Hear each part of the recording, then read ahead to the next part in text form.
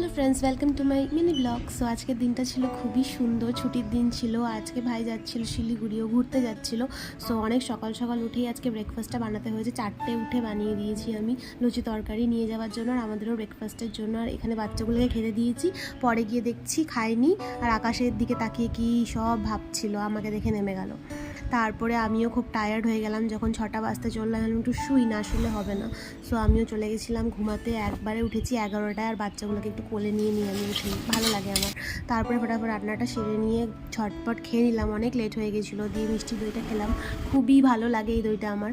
তারপরে আবার ঘুমিয়েছি আমি, মানে ছুটির দিনে আমি শুধু ঘুমাই। আর শরীরটাও খুব একটা ভালো যাচ্ছিল না কদিন ধরে। তারপরে ঘুমিয়ে একটা কাজের জন্য আমার যাওয়ার ছিল ব্যাংকের। তো বাবার সাথে বেরিয়ে গেছিলাম, মাঝপথে গিয়ে রাস্তা ভুলে গেছি। তারপরে পুচকিটাকে জিজ্ঞেস করলাম কোথায় আছে অ্যাড্রেসটা, তো বলে দিল। তারপরে এখানে পৌঁছে ব্যাংকের কাজটা করে এইভাবে ব্লগটা এন্ড করলাম। ভালো লাগলে ডু সাবস্ক্রাইব।